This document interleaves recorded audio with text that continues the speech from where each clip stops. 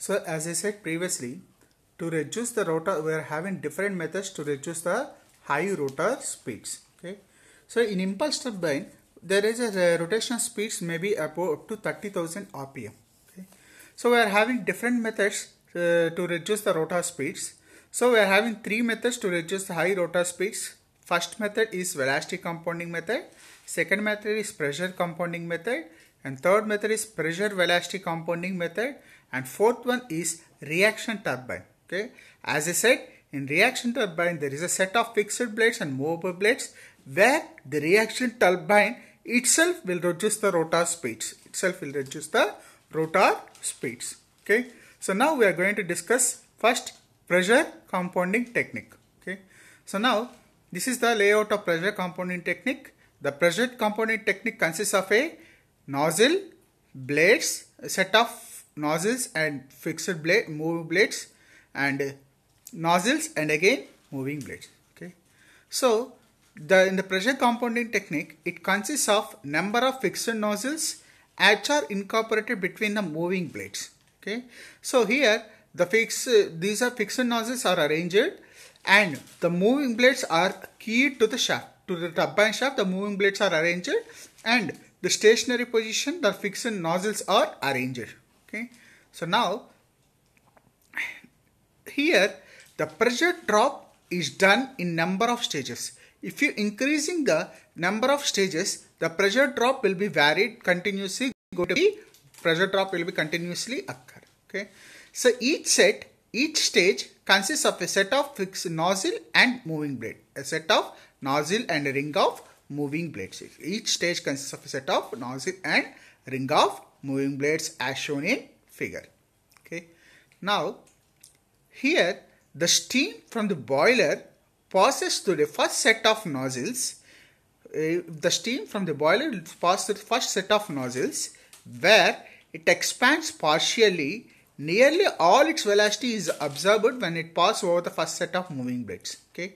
So now whenever the steam enters into nozzle, in the nozzle the heat drop will be takes place and the kinetic energy will be produced.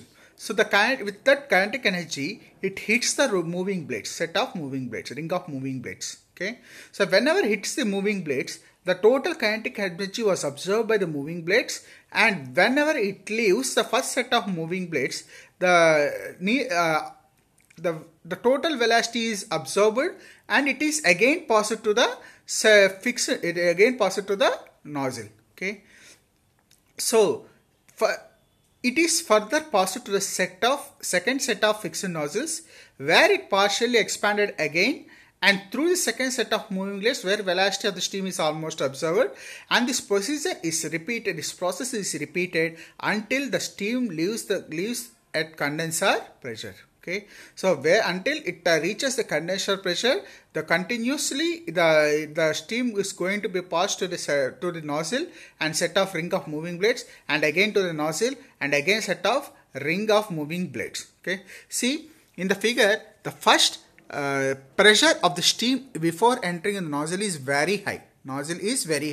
So what happens in the nozzle? The function of nozzle is used to transform the pressure energy into the kinetic energy.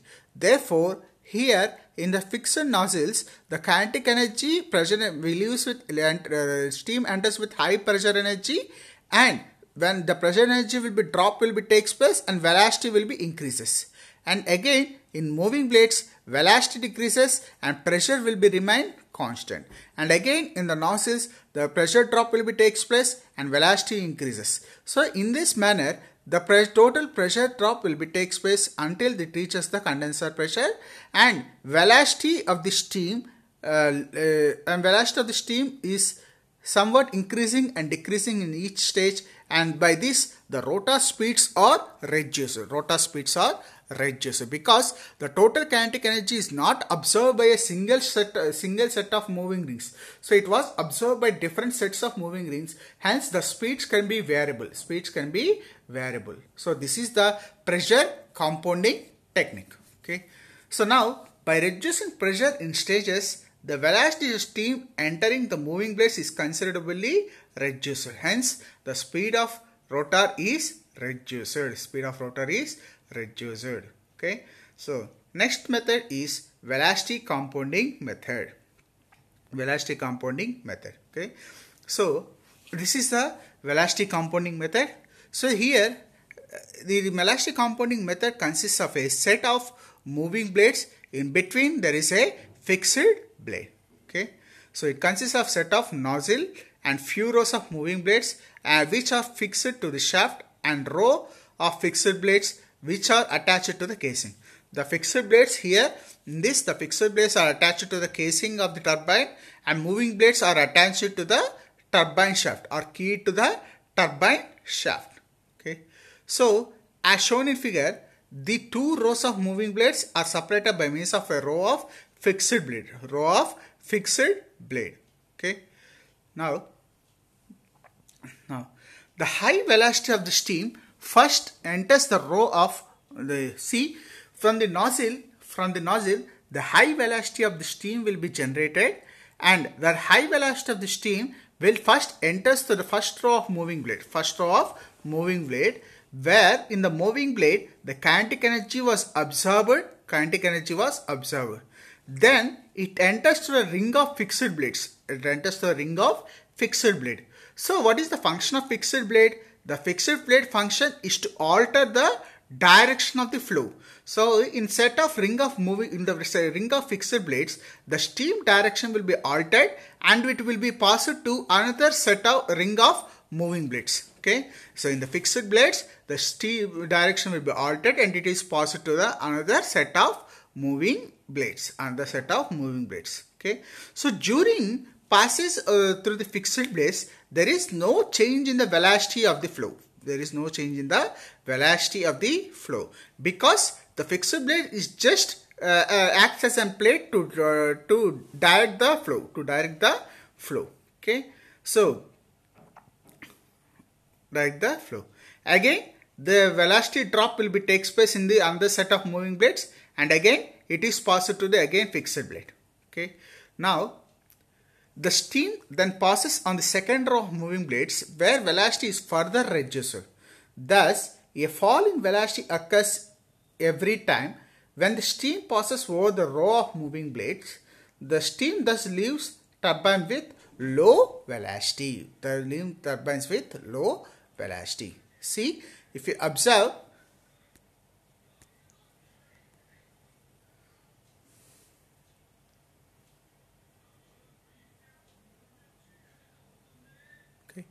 so if you observe the figure, the initially before entering into the nozzle, the pressure is very high.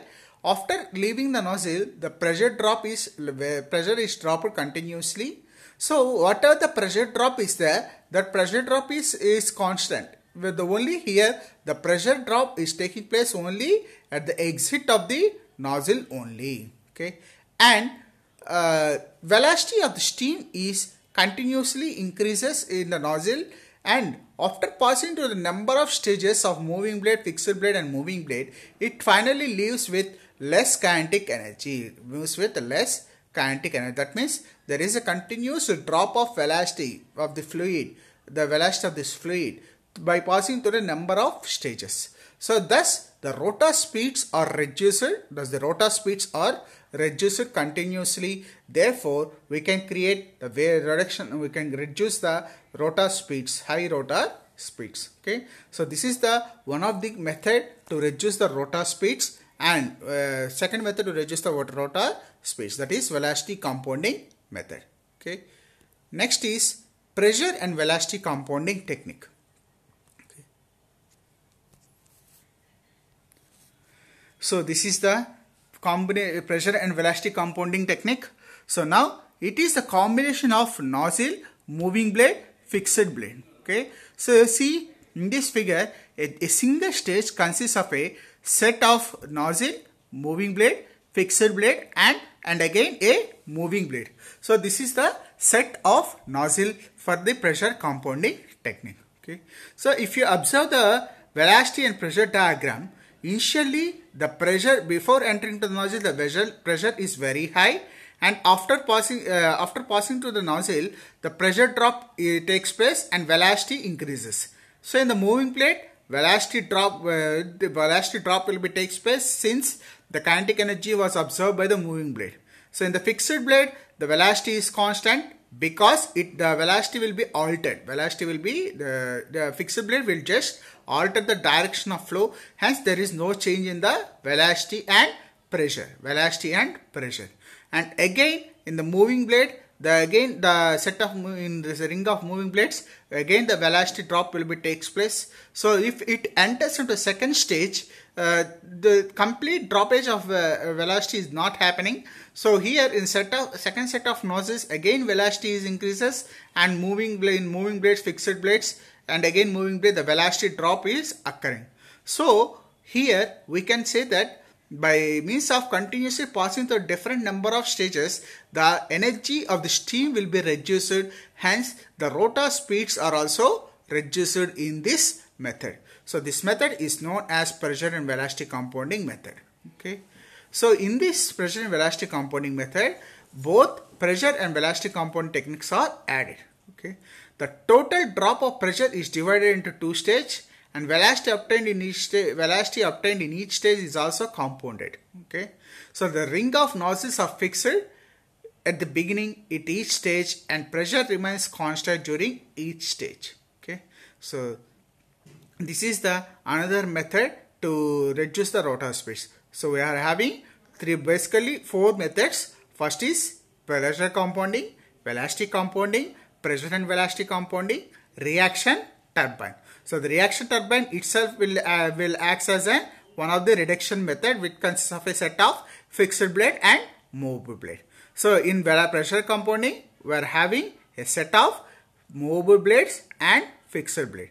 In the third, nozzles and movable blades, pressure compounding. In velocity compounding, we are having set of moving blade, fixed blade and moving blade. And in the pressure velocity compounding technique, we are having set of nozzle, moving blade, fixed blade and moving blade. Okay. So these are different types of compounding methods which are used to reduce the rotor speeds. Thank you.